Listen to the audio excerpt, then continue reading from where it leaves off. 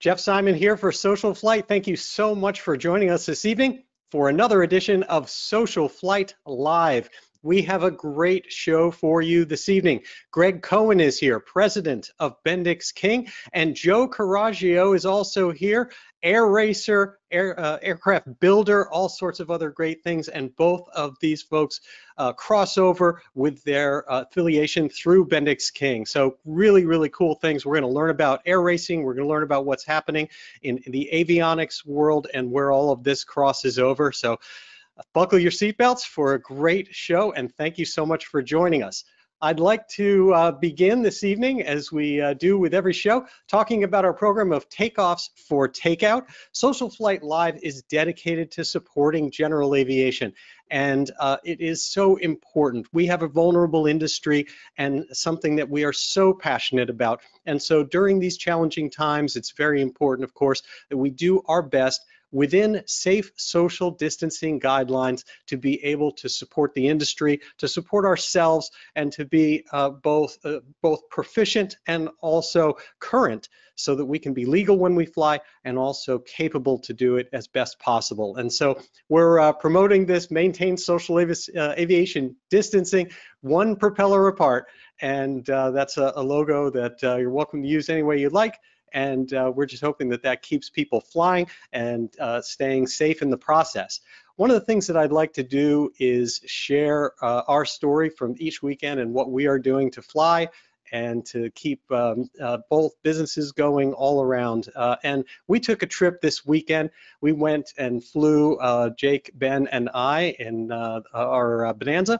We went to Laconia and Weirs Beach in New Hampshire, Laconia, New Hampshire, Kilo, Lima, Charlie, India, and it was a whole lot of fun. You can actually see our flight, some pictures from it there, and got out, unloaded our bikes. You know, what was really great to see is how quickly every aspect of this world of general aviation has adapted to the current world of safe social distancing.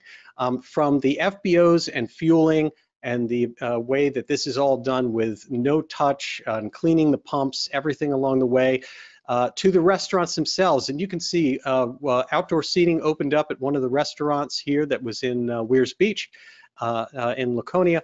And it was really fantastic to see how they had this down to a science. They were cleaning every table and disinfecting everything, keeping people in small parties and a good distance apart.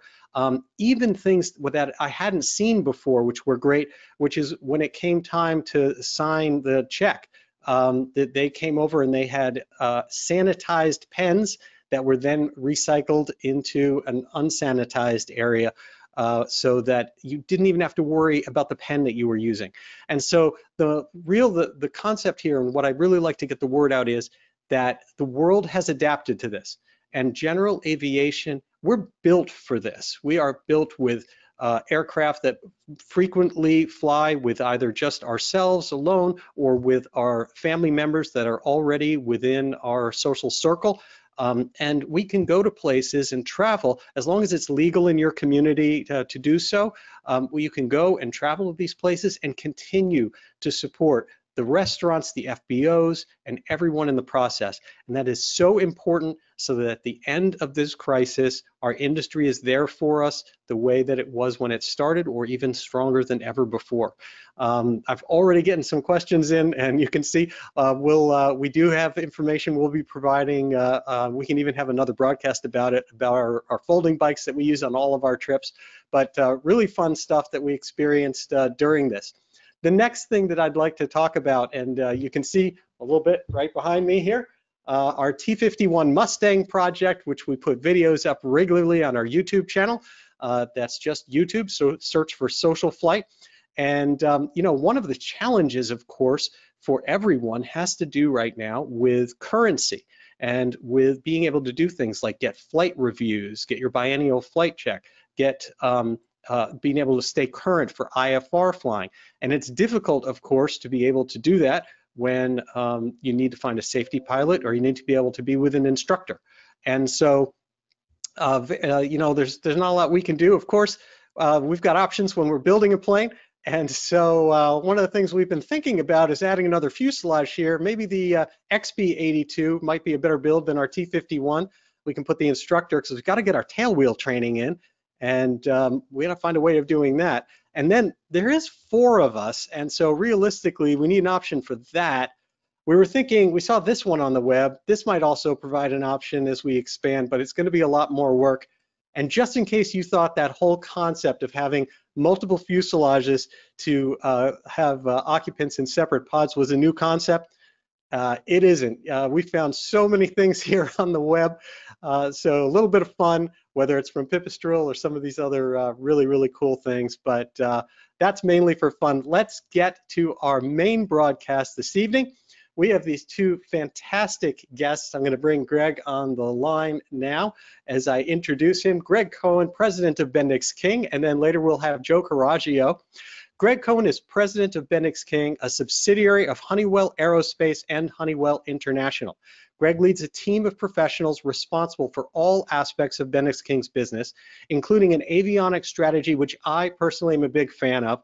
Their strategy has been to integrate the best of breed products under the BendixKing name, making sure that they work together as one and combining them with technology straight from Honeywell's business jet avionics. This approach is offering General Aviation aircraft owners options like never before. He's a 33-year veteran of the aerospace industry. He served in leadership roles for Sperry and Allied Signal prior to their acquisition and merger with Honeywell. And so with that, I'd like to welcome Gregg. How are you doing, Gregg? Great. Thanks, Jeff. Thanks for the introduction. So now tell me a little bit, first of all, BendixKing is probably the most storied and iconic historic name in general aviation. And I had the pleasure of spending some time there as well. It really is something. What is it like being the president, being head of a brand with this kind of history? You know, you talked about it. I have 33 years in aviation. I'm not a pilot, but I've been in a lot of right seats, and spending that much time in a corporation and being able to come over to BendixKing, like you say, an iconic name, all you've got to do is come to one Oshkosh and you realize the scope of the product and the breadth and how many years down to Ed King and how we put this business together. So that part was very, very exciting. You don't get that too many times when you're in a corporation, like I said. So I jumped at the chance about 3.5 years ago to take over BendixKing. Fantastic. You know, I have obviously been in the avionics business now for decades, and I'm a big, big fan of the concept of open architectures that allow people to use these, best of breed products where you're not just tied into, 100% only works with one brand or anything like that in a flight deck, but something that allows you to evolve, either whether your wallet evolves or as the technology in the industry evolves. So how did you arrive at this strategy that you have now where you're putting so many different companies together along with your own products that are coming down from business jets? Yeah, first, when I took over 3.5 years ago, the business was actually decreasing and we didn't have new products out there. I did some research. We were certifying 2 products that first year in 2017. Today we have 21 in certification. So there's a couple things we've done. The strategy was really threefold.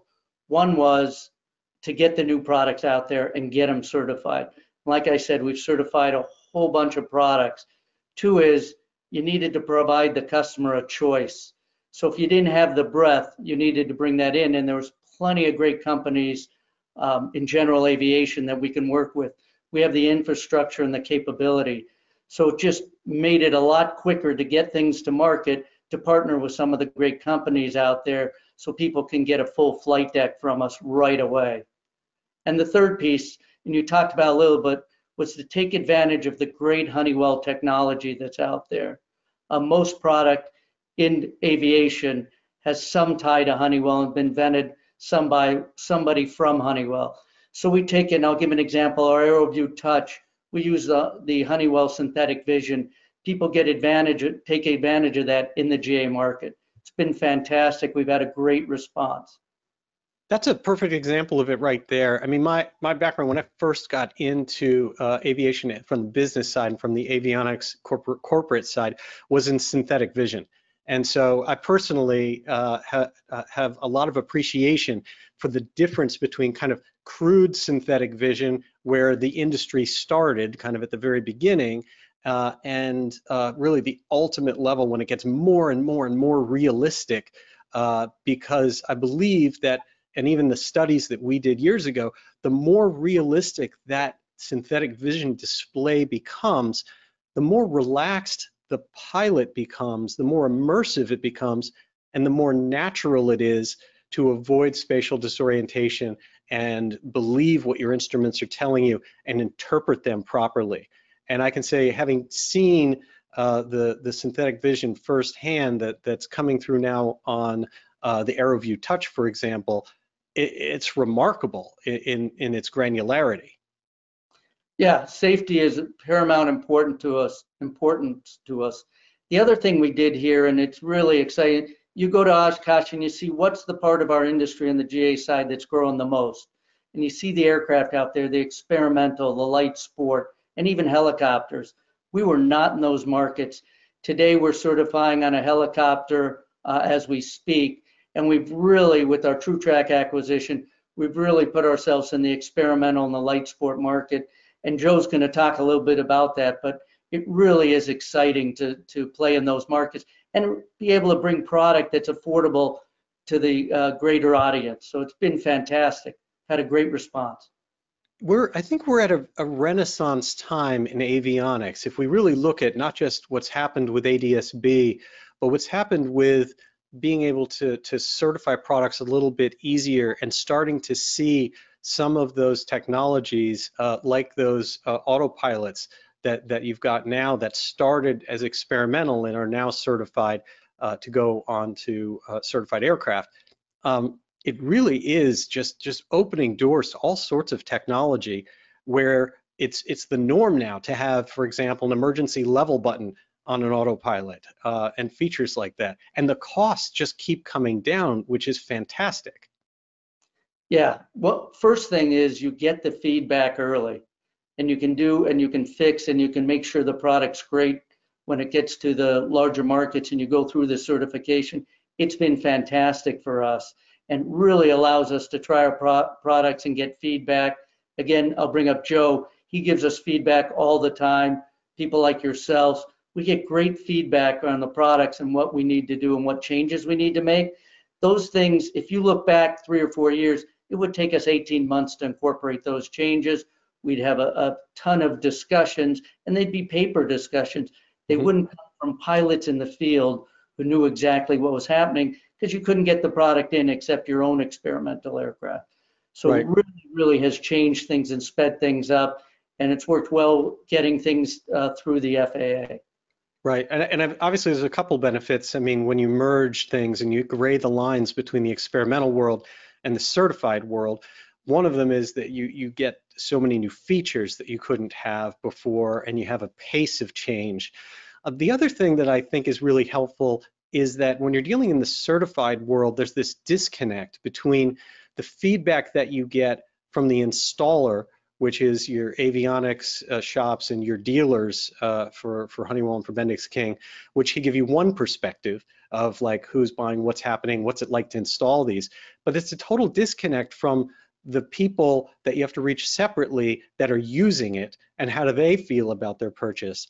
And when you're selling something in the experimental world, you get both of that. You're getting feedback not just from the person who bought it, from the value proposition it was at that point, from the experience flying it, but also whether hiccups were involved along the way during the installation process. It's kind of, even from a manufacturer, is it kind of all the best of both worlds? Oh yeah, it's been great. You know, when you look at these avionics, when you're buying them yourself, are not that cheap. So people get very excited about what's going to happen. I tell a story, I'll use Joe on this story, but when I go out to see somebody and I start to look at the aircraft and we're going to go for a ride and all the great things about our product, then I talk to them. We did a lot of work on the AeroView Touch, making sure there was as few wires as possible. However, I go out to Joe and we have a discussion. He says, you know, I have to flip this thing 6 times, and when I put it in myself, it's very hard to flip it in and out and get the connector seated. So when you start to have those discussions, it gets a little more personal. You start to go back to your teams and go, hey, we did a lot of great things. We have a lot of great engineers, but we actually need to install 10 or 15 of these things before we put out the install manual. So those are the things that change. And when I look back 20 years ago, we wouldn't have taken any of that input because everything was about certification. Now it's about the customer and the consumer, and it's really changed our mindset. That's interesting. You know, I'm going to bring Joe on a little early before we get to him directly so that he can join in, because we keep bringing his name up, and the reality is he's a power user. Hi, Joe. He's a power user of your equipment there. And so even before we get to his bio and formal introduction for everyone, this is Joe Coraggio that we'll be talking with specifically about air racing and avionics in just a little bit. But Joe, your name keeps coming up because you've installed this stuff and apparently had a lot of input into things like the AeroView Touch and the design and installation of those units. Yeah, you know, that's been one of the really neat parts about working with BendixKing is I pretty much have unfettered access to everybody from Gregg Cohen, the CEO of the company, down to the engineers who designed each of the products. And I get a lot of conference calls and FaceTime with these folks to give them my direct feedback on things that they did well, that they could be doing better, improvements, and product development. So it's kind of been a really neat relationship.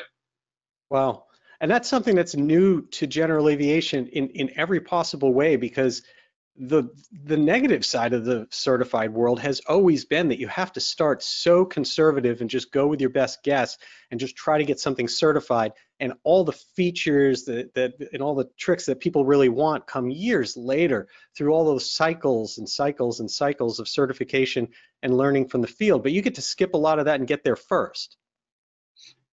Yeah, it's been a lot of fun for sure. And you know, one of the interesting things is it's a somewhat mature marketplace with a lot of those things defined. So it's yeah, there's a set of feature sets and equipment that is pretty common. But the interesting thing for BendixKing now is how do they make a better mousetrap with each of those feature sets, and then maybe come up with some additional ones. I think now, Greg, going back to the strategy that you have at BendixKing right now, I mean, it's easy to you know, look at some things and label them as just, you know, putting a different label on someone else's product in some cases. I look at it differently personally because I view it as kind of corralling everyone together and getting them to work to a single goal that has to do with integration, and that it's almost an advocacy for all of these other best of breed products in the industry, that if we can bring them together somehow, we can make sure they work together, we can fill in gaps of functionality, and then you can do that hub like you're doing right now with the making the PFD control all the other units. Can you tell me a little bit about running that? Yeah, that's great, because there is great technology and there's engineers. Some of the architecture's open, some of it's not. And we have the capability, you know, Honeywell has 13,000 engineers. So if someone needs support or we're working with the customer and we need to make a change, we can do those things. You just have to be concentrated and make sure you're working with each one of those partners. But it really says that people can do what's best for their aircraft. When you're looking at the avionics, you can take a few pieces, you can have a complete aircraft, you can take some of the legacy BendixKing, which we have plenty of and we still make. It gives that choice. So that's been great. And then you get great input from your partners. We've had a lot of feedback from the different people we've partnered with. It's really helped us. And again, we have the infrastructure and the capability within Honeywell to be able to manage all of that. So that really helps us. Excellent. I can almost imagine where this eventually goes, because coming in as kind of the parent organization that can kind of organize things. I mean, I can imagine that you even have power in negotiating things to help those companies and help those partners. Sure, and they've done a great job. We first and foremost, we want to make sure it's available and safe, and then we help with those things as necessary. But we've really created a partnership that really helps both of us, and it really gets the engineers talking, and then talking about what happens out in the field. The feedback has been huge for us, and we've just made our circle that much bigger. Has it been much talk or much impact by international versus domestic now that BendixKing gets involved with all these partners? Yeah, and that's a great point. Under Freddie Zanuzzi, we have a great international scope. So we're really probably growing about 40% internationally, even greater. And that's because we have that breadth. Honeywell is in every country in the world, and some of those haven't had people they can go to for a long time, or an array of products. So yes, we bring that international breadth, and that's probably our greatest area of growth.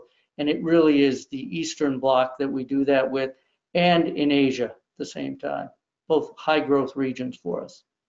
Fascinating. Well, again, AeroNav, AeroPoint, AeroCruise, whether it's the engine monitoring, the autopilot, or navigation, is all part of the equipment that we're going to be using. And we'll talk about the avionics in Joe's aircraft shortly. So going back a little bit, obviously, as you're aware, the focus of SocialFlight Live is about what's happening now in this community, and what we can do to both educate, inspire, but also support and communicate what's happening in the industry. Can you talk a little bit about how things are going for BendixKing during this, and any thoughts about the current environment in the future? Yes. So first, I'm going to steal your be a propeller apart. I think that'll work in our social distancing. But more importantly, we're in a pandemic environment that's never been seen before. And I'm really proud of our team. Our engineering team has worked, and we haven't lost any time on any of the certifications I've talked about, along with our partners that are doing that out at the dealers. It's been fantastic the way people have rallied, and we have the right people getting into the facilities as needed. That part's been fantastic. The other thing is, I think it's brought us closer together with the customers. We have an operating system where our sales team is checking in on the dealers and the operators we work with on a daily basis. I'm not sure we had that kind of connectivity before. So we've really done a lot better on the connectivity and supporting our customers. We really take advantage of, if someone's having a problem today, we need to take care of it today. And I think the pandemic environment treats everybody like they're important. So I think that's really helped us get a lot more pressure on ourselves to do a better job. And then we really have come out with some new programs, like our AeroWave now has a $399 a month unlimited use, where folks can get that much cheaper, and it becomes unlimited. So we're trying to introduce as many things as possible. Anybody who watches this and is going to buy a product from one of our dealers, mention Joe or I's name, and we'll take another 15% off. So okay, I didn't even know that one was coming. So let's repeat that one. Mention either Gregg Cohen or Joe Coraggio in your order, and you get another 15% off. Yes. Wow. We want to make sure the customers know how important they are to us, especially in these times. And we're making sure we get the products and the support out. Very important to us. That's fantastic. That's news to me, and absolutely fantastic that you're doing that. And it's also really good to hear that your certification efforts, your product development just has continued through this. We hear so much about business stoppages and slowdowns and all these things. It can be really discouraging to hear, especially again in our industry, which historically has been so vulnerable to ups and downs. That message that you're on track with your programs and that your certification efforts are just continuing is music to my ears. Yes, I think it's going to benefit us well after the pandemic. We've learned that we can do these things, and there's adversity. And once that learning cycle goes in, we're going to use it forever. So even though it's a negative situation, it's really helped us to concentrate, take care of the customers, and more importantly, get the products to them. Okay, that's fantastic. Well, any last thoughts for the future before I know your time is limited, before we let you go for the evening? Yes, one other thing I was going to mention, you see behind me the BendixKing cowboy hat. Ah, Got to mention we made the True Track acquisition last year at Oshkosh. Andrew Barker has now taken over sales for the Americas for us, doing a great job. Our plan at Oshkosh was to unveil the hats. I'm unveiling it now. We're going to use them. That's the hat behind me. I didn't want to distract people by wearing it, but that's Lisa Watmore and our show team came out with a hat in deference to Andrew Barker. The True Track acquisition's been fantastic. The X Cruise and the Aero Cruise 100 are selling phenomenally. We have 2 certs in work that are almost done. We'll have another couple aircraft certed this year. So we're going to keep the hat around. Andrew had great branding, and that's why we bought him. So we're enjoying that. can I get one of those sent out to me? I need one of those here. On its way. I love it. Absolutely. Well, it's absolutely fantastic. We love the those autopilots as well. It really is just fantastic to have the Aero Cruise that used to be the True Track. We're going to have on our stick that blue button that'll just level it at any given time. And really, the cost effectiveness of this system for what it does is so impressive. And yeah, so we're very, very glad to see them under the BendixKing umbrella. Thank you. So, Gregg Cohen, president of BendixKing, thank you so much for taking some time this evening to join us. We're going to continue our discussion now of BendixKing as we switch over and talk with Joe Coraggio specifically about air racing, but also, of course, about avionics and how they fit into air racing as well. And so with that, thank you very much. Really appreciate that, Gregg. So let me back up a little bit and do the introduction here, Joe, and you can let your face go a little red while I gush about my experience meeting you and the information about it. You know, beginning at age 12, Joe was the proverbial ramp rat at the Capitol Drive Airport in Brookfield, Wisconsin. And as he mentioned earlier, passionately into aircraft building and experimental aircraft. After graduating high school, Joe went on to graduate from the University of Minnesota with a degree in aerospace engineering and a minor in astrophysics. So I'm going to want to hear about that too. You must be navigating using the stars at the same time now, because that was part of our SR-71 discussion. Yeah, I haven't figured out how to use that sextant yet. Okay. Joe's been a pilot and certified flight instructor for 20 years, 14 of those as a commercial pilot with over 10,000 hours of flight time in over 80 different types of aircraft, from air transport up to the Airbus 320. You built your own highly modified Long EZ named Betty with 8 years, 4,000 man hours to build, which scares the blank out of me with this guy behind me going on. And of course, with your goal to encourage all pilots to understand the thrill of air racing, that's when you got into air racing. And in your rookie season with your Lancer Legacy in 2019, you placed 6th in the Sport Silver and then was honored as Rookie of the Year. And racing at the Air Venture Cup Cross Race, you took 1st place in the Sport Race. So welcome, Joe. Thank you so much. Thanks very much for having me, Jeff. So tell me a little bit about, certainly we got your basic background here, but it sounds like we're kindred spirits. You always wanted to build an airplane. When can you remember that being the thing you wanted to do? You know, I didn't really know when I first got involved in aviation that there was such a thing as home-built airplanes or experimental airplanes. And the group that I spent a lot of time with out at Capitol Drive Airport in Brookfield that you mentioned, was very much so involved in home-built airplanes, as well as Chapter 18, which is actually the original chapter, Paul Pokorezny's chapter in Milwaukee. They're very involved in home-built airplanes as well. And so basically from the beginning, when I started spending time out at the airport on weekends and during the summer, people would show me home-built airplanes. My first Oshkosh was in 1997. Got to understand the home-built airplanes from there. And ever since then, since I was probably 13, 14 years old, I wanted to build an airplane. Wow. So going all the way back to 13 or 14 years old, you wanted to build one. And, yes, sir. And Long EZ, that's a very specific, iconic look. Were you from the very beginning like, I want a canard? You know, it is a iconic look. It's something that's somewhat different. I tend to gravitate and enjoy the things that are not quite mainstream.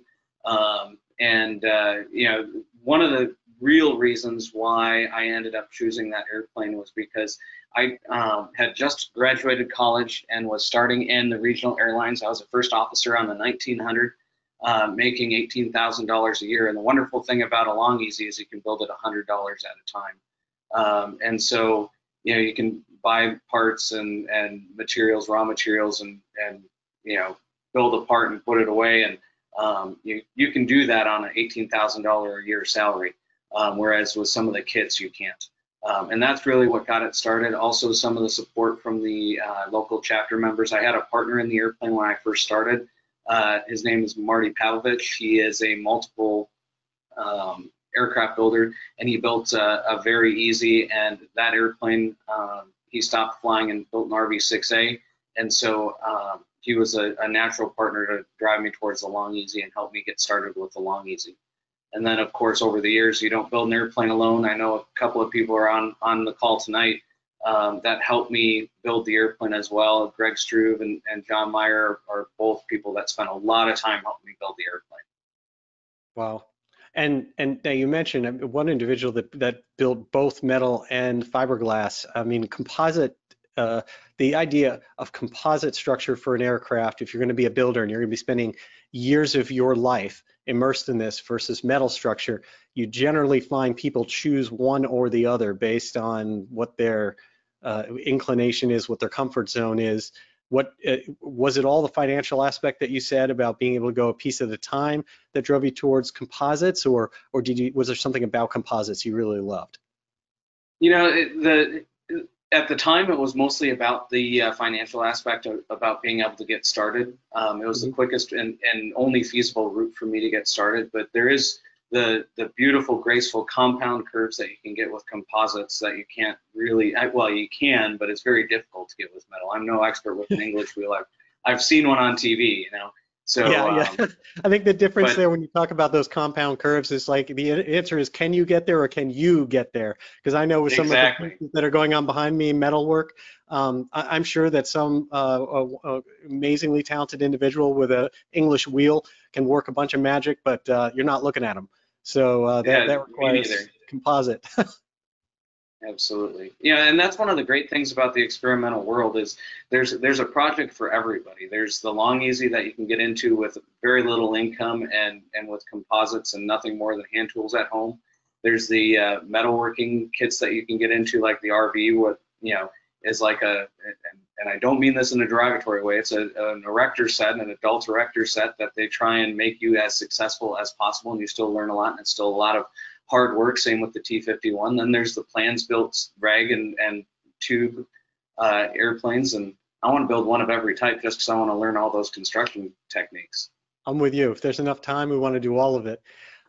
So tell me where it then flipped for your career and your life, and you got involved in air racing.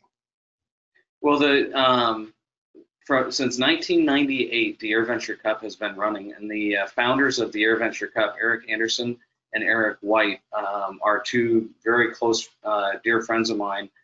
Eric White and I actually go back to before my memory started. Our families were friends from the same hometown. And the Air Venture Cup was started to recreate the Bendix Trophy races of the 1920s and 30s. We started from Kitty Hawk, North Carolina to Oshkosh, and I was involved in that very first race back in 1998. I was a spotter at the finish line, and I've been a part of every race since then.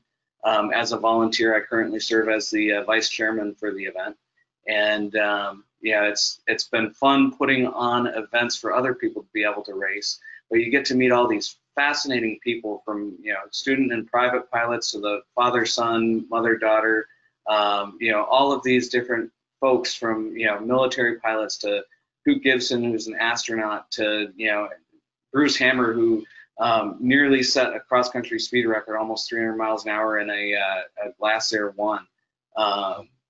You know, you get to know all these really fascinating, high-powered, very smart people that are having a great time racing and the camaraderie of it, and you can't help but want to be a part of that fraternity or that group. So tell me a little bit about the differences in the different types of racing, because when I think about air racing, you think about cross-country air races, or even if it's not cross-country, cross-state, larger area air races that are done in all sorts of different aircraft. And then sometimes I think about, of course, the work that you've done and other people have done racing at Reno, which is like a set of stands and pylons and crazy stuff going on at low altitude and incredibly high speeds. Are there all sorts of variants, or what's involved? Well, yeah, there's all kinds of different racing out there, and the cross-country racing is what got me started into racing, and anybody who has an airplane or is a pilot can get involved in that very easily with a minimum amount of training. You know, basically, if you're safe to fly a cross-country flight, you can get involved in that safely. And by meeting some of those people that participated in the AirVenture Cup, I started meeting people that participated in Reno. And 4, maybe 5 years ago, I started going out to Reno, crewing on different crews in the sport class, never thinking that it would be something for me. Crazy 300, 400 miles an hour at 50 feet, flying close to other airplanes. I was a low time formation pilot at that time. And as you get to know some of these pilots and you get welcomed into the fold, you start asking questions and seeing people, and you read the manuals, and you start thinking, well, maybe I can do this. And then it turns from, I know I can do this, and what do I need to do to make it happen? And so that's kind of how it started for me. So when I got the crazy idea that I was going to try and race at Reno, I started making friends with some of the other sport class pilots, especially here in my local home area in Phoenix, and got myself to the point where I could go out and fly with those folks, do formation. Formation proficiency is a prerequisite to going to Pylon Racing School, which is the prerequisite to being able to get your racing license and race in September. And so you either need former military training, FAST or FFI card for formation, or you need to have a sport class leader instructor that is willing to vouch for your proficiency by flying all of the required maneuvers and demonstrating them with one of those folks. And so luckily there's a good group of people here in the Phoenix area I got to go out and fly with on a routine basis, get myself up to speed and formation. At that time, I was still trying to get my long easy fast enough to claw my way into the bottom of the class. And my attempts for that, the modifications I made were slow and lacking, and had some failures associated with those modifications. And so I reevaluated and decided the long easy wasn't exactly the right airplane for me to get to Reno with, and started looking for a legacy and found the one that I currently have. Wow. And so that's a lot of information. So let me back up and make sure I've got some of this right. So first of all, if people are generally interested in dipping their toe in the water for air racing, then you look to like more of the cross-country type of air races, which you like the type of thing like the AirVenture Cup. And I know I've seen listings for lots of different ones that happen, and in fact, a lot of type clubs happen to have certain air races that they do, which you're not really close to other airplanes. You're not doing anything that's kind of pushing any limits, and so anyone can do that level. And stop me if I get it wrong, because I'm making sure that I understand. That's absolutely correct. Right. The AirVenture Cup and Sport Air Race League is the two that I would suggest for people. Excellent. And then the next type of racing is really now where you're talking pylon racing. And when you start dealing with that, we see things that are, whether that's Reno, or you really start to see extremes, when you look at things like the type of things people are doing at Red Bull and things like that. But it's essentially pylon style racing. And to do that, there's a whole bunch of prerequisites and training that have to be done, beginning with formation, flight, and there's actually a license that you get to get your racing license. Is that correct?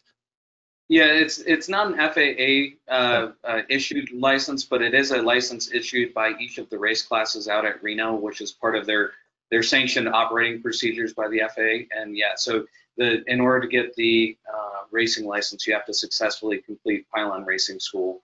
And in addition to the formation, there are other skills that you also have to be able to demonstrate proficiency in, things like doing a simulated engine failure from 50 feet on the course, doing a flip-flop maneuver, which would simulate getting into somebody's wake turbulence and being rolled inverted at low altitude, and being able to recover that without any loss of altitude. So those are just a couple of examples. Wow, there's a lot to that. I'd imagine working your way in. Are there other, is Reno pretty much it, or are there other pylon racing places? Like where do people practice, learn, and work their way up to Reno? In the United States, Reno is the only one, and Reno is certainly the only pylon race that has sport class unlimited jets. The Formula One guys have races around the world. IF1, International Formula One, I think they had a race in Thailand, one in China. So those airplanes do race around the world. It's starting to pick up a little bit of popularity with the IF1 group. There was a group down here in Buckeye for the Copper State Fly-In that's been talking about trying to get a pylon race going, and as well as the Calgary Fly-In is trying to get one going. But currently, Reno is the only one. Okay, and so I know that if you start at that basic level where someone wants to start by learning formation flying, there's a lot of options for formation flying. I've taken the classes myself, and so you mentioned a few different ones for people to start with formation work on their way into that high level of racing. And what are the others that you mentioned there to get your formation essentially card or certification? Well, one would be military, which most people don't have the option of doing. But then FAST is one, FFI.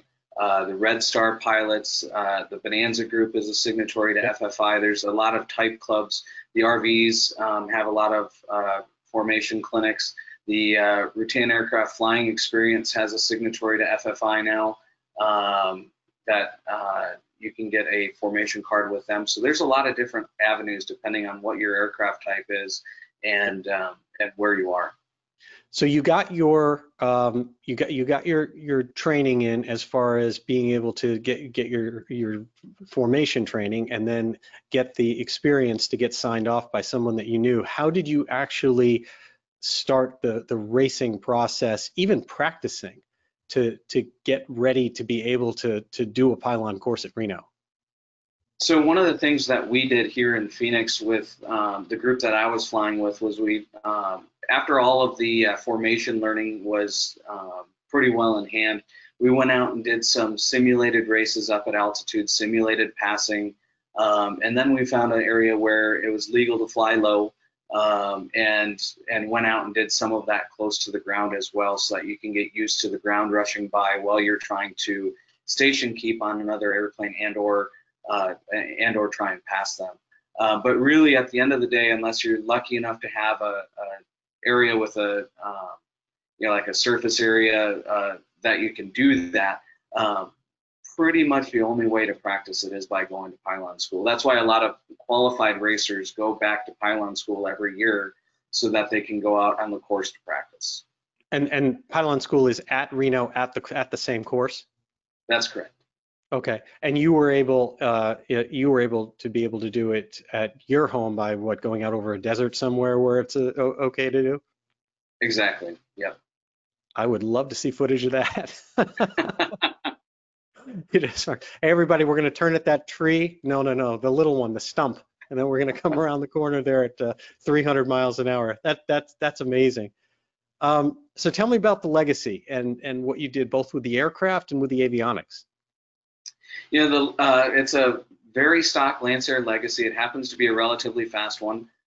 Before I flew it at Reno, another gentleman flew it there, and the difference between myself flying, and I qualified at 282 miles an hour, and the other gentleman qualified at 298. So that kind of gives you an idea of the difference in identical airplane, the difference that a rookie pilot versus a veteran pilot can do.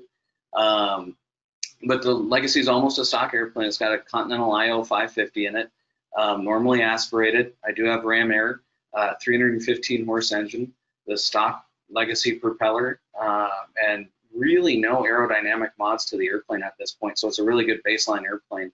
When I got it, it had some old avionics, and luckily enough, I was able to partner with BendixKing through some networking to be a sponsor, and they completely redid the panel for me.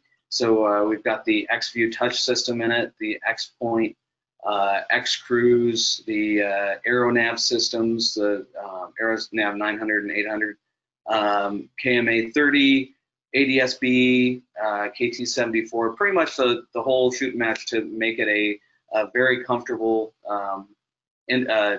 redundant IFR cross-country machine. That's the interesting part about the Legacy, is it really wasn't designed as a Reno racer. It was designed as a two-person go-fast cross-country airplane.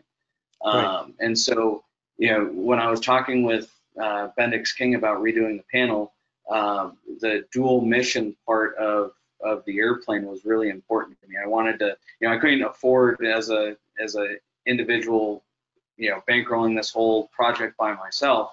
I couldn't afford to turn an airplane like that into a single-purpose racer. So we had to maintain the cross-country capability. I'm a second generation Young Eagle, and I still am very much involved in that program and give Young Eagle rides. In fact, this past Saturday I gave a couple of Young Eagle rides, and so that was important to me, to be able to give rides in the airplane, to be able to reasonably take it cross-country. Wow. Yeah, I mean, and as you said, even with that stock aircraft, you came in 6th in that Sport Silver class. Sport Yep. Silver that you did. So that's pretty impressive. So now, if we go back to the first type of racing available to everyone, these more cross-country races, I would imagine that the avionics become pretty important for this, because the accuracy of your navigation is a big part of the performance in the race. Yeah, it certainly is. And, everybody nowadays has GPS. I remember back to one of the first couple of races, we had one of our veteran racers flying a Lancer 4 with a Chevy V8 engine in it, and he was certainly going to be the fastest guy there. He had a very early avionics package in there, and it was the Archangel avionics package, and the screen froze on him, and he found himself a couple hundred miles off course because he didn't realize the GPS was giving him bad data, and he lost the race. And it can happen just that much. This past year at the AirVenture Cup, I was something like 35 seconds ahead of the second place guy. And as you can imagine, slight navigational errors or 15 seconds of bad GPS data or any of those kinds of things can really close that gap. So you have to be able to trust and rely upon your instruments and your navigation sources. With our setup, we actually have 3 maps, so it's easy to have one on a big scale so that you can see other traffic and keep track of where your other racers are, which was also super helpful. Mm-hmm. You can have one on weather if you're dealing with any kind of weather situations, and you can have one zoomed really close in on the line so that you know if you're getting off course at all. Are you limited on altitude, or can you be completely strategic about your flight, where you're using all this technology to immediately be able to calculate what am I going to lose in climb, but what am I going to gain in that tailwind? What am I going to gain and recover during the descent, blah, blah, blah, like getting all those numbers so quickly to make a decision and put you that 15, 30 seconds ahead of the next contestant? These races are run as VFR only events. So we have to have at least VMC weather. Whether or not people choose to go IFR during that is up to them. And so some of that does play in. This past year, we had some weather we had to contend with. And it's hard to do specific math while you're flying the airplane and trying to race it and managing engine temperatures and things like that. But you can do some qualitative things, like I was able to look at the guy that was immediately behind me, who was my competition, and make a decision as to whether or not I was going to climb over some clouds or duck below them. And I elected to climb over them, and it turned out to be a mistake.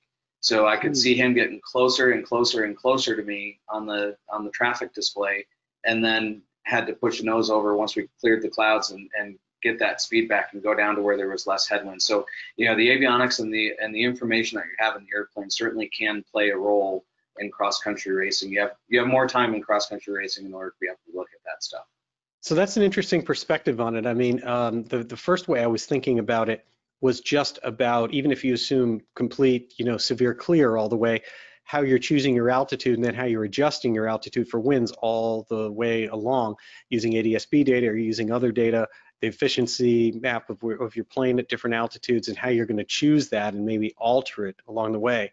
But you brought up something else which is a little more basic, and that is you can actually just look at your traffic on the same thing and be able to see, hey, we're at 4,000 feet, they're at 6,000 feet and gaining on us. Let's look at what the difference is in the tailwind. Maybe that makes more sense.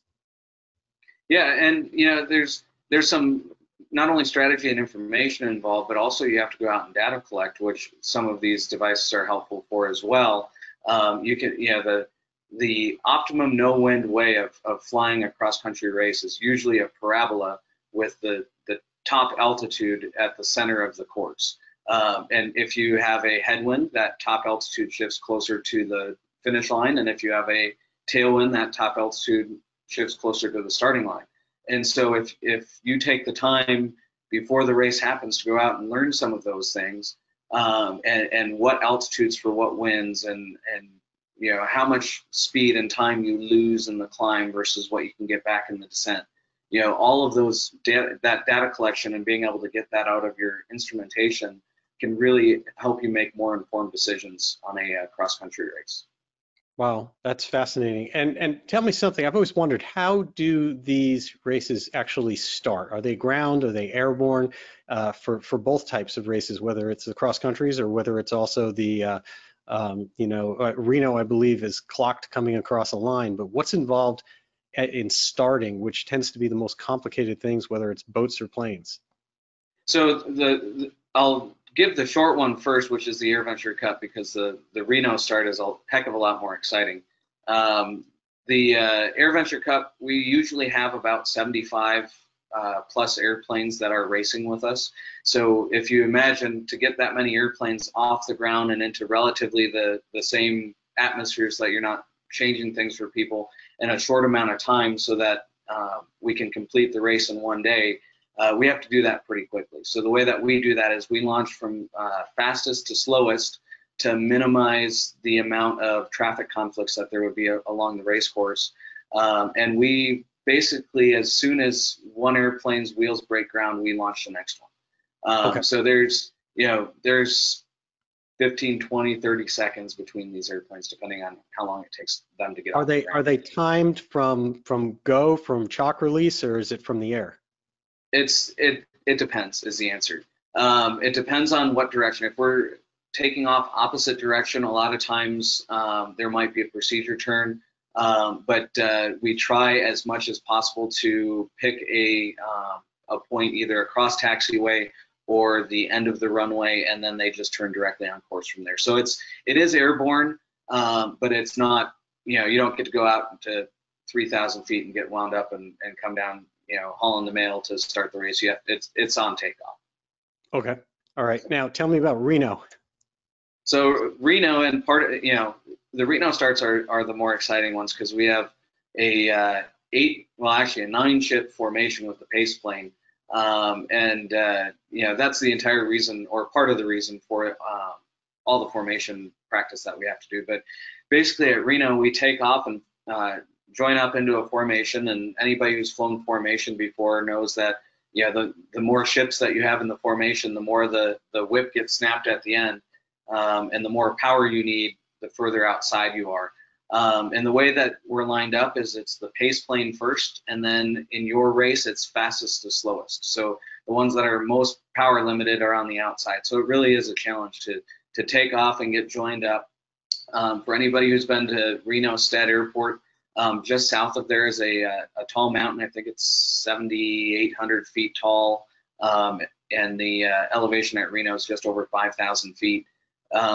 So we make this big arc around Peavine Mountain and join up around the west side and the south side of that, come around the mountain, and then in a few miles, it's probably 4 or 5 miles between getting lined up on the start chute and having a race. And so we start our descent down to race course altitude, which is between 50 feet AGL and 250 feet AGL, in a line abreast formation with 8 airplanes trying to twizzle knobs to get the engine where we want it to be and stay in line. And The observer in the pace plane will say, ladies and gentlemen, you have a race, and then we all take our turns falling onto the race course from the inside out and duke it out on the race course.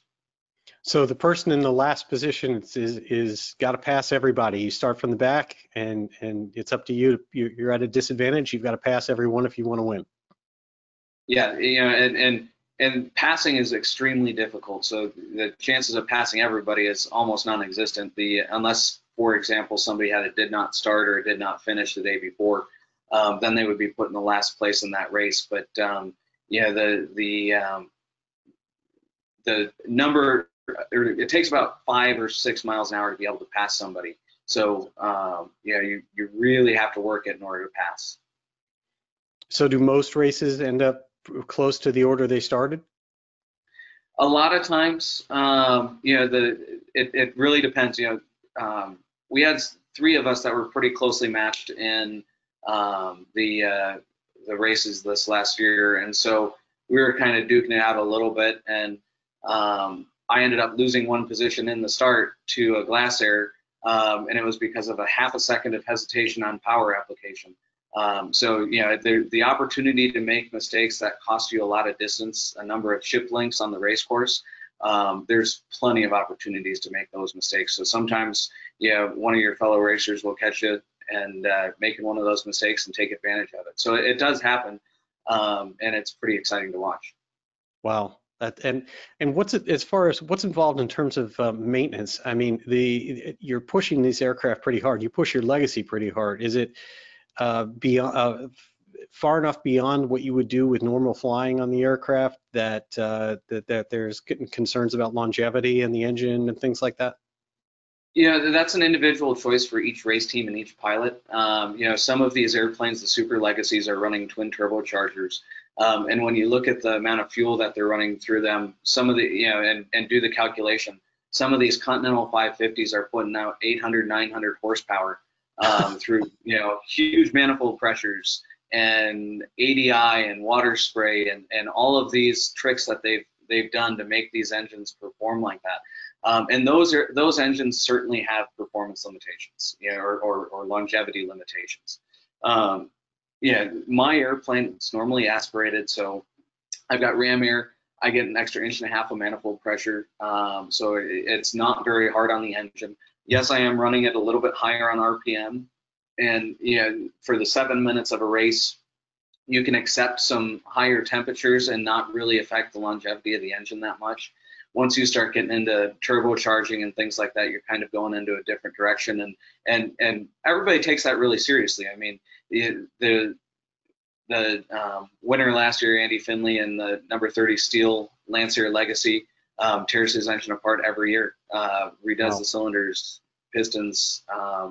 You know, one of his sponsors is Macaulay, and he has to keep a time clock of how long he's run that propeller at high RPM or high power, and they limit the life of that. So, you know, everybody takes that pretty seriously. For those of us in kind of my area of the class and down, you know, we're not really pushing our engines all that hard. And so the longevity isn't affected as much. Of course, you know, when you're coming around on the last lap and somebody is you know, within striking distance and you push up the power a little bit more, you might accept a little bit hotter temperatures, but. Right. Well, I'll tell you, I've seen your aircraft at Oshkosh. It's absolutely gorgeous. Love seeing it from the avionics in all the way to the outside. It's a beautiful plane. And although we won't see it at Oshkosh this year, I'm looking forward to seeing it as soon as possible. So last thing, what are you doing to stay current? I've been flying a lot. I've probably been flying 5 or 6 days a week for the last 2 or 3 weeks. I'm off of work right now. My company doesn't have a need for the total number of pilots that we have, so I'm off work right now, and that gives me a lot of time to play with the small airplanes. So been flying my Long Easy a lot and the Legacy. We've been going out and doing a bunch of formation missions just to stay current, have fun, get some good video, and just to enjoy ourselves. Excellent. Well, thank you so much. I really appreciate you taking the time to join us this evening. Joe Coraggio, award-winning racer, aircraft builder. Love to talk to you again sometime in the future here on Social Flight Live. And again, would like to thank Gregg Cohen, President of BendixKing, for joining us this evening. I'm Jeff Simon for Social Flight. We have some great additional episodes coming up. We are here every Tuesday at 8 p.m. Eastern Time. Next up, we have float flying. If you've ever wanted to learn all about float flying and what it's going to take to get your wheels wet there, Whip Air will be presenting all about float flying there. We'll even learn a little bit about Amy Gesch's, she's rebuilding a Piper Cub that she's doing, which is going to be a great project. We'll learn a little bit about that. And June 9th, we have the Flying Cowboys. Corey Robin and the Flying Cowboys are going to join us. Kirby Chambliss joins us on June 16th. And on Tuesday, June 23rd, we will have Mike Bush back with us talking about engine analytics and the work that he has done. So again, thanks so much to Gregg and Joe. Please check out socialflight.com. It's free, tens of thousands of aviation events, destinations. Who knows, you might even be able to win one of those great BendixKing hats. Until next time, thank you all. Blue skies.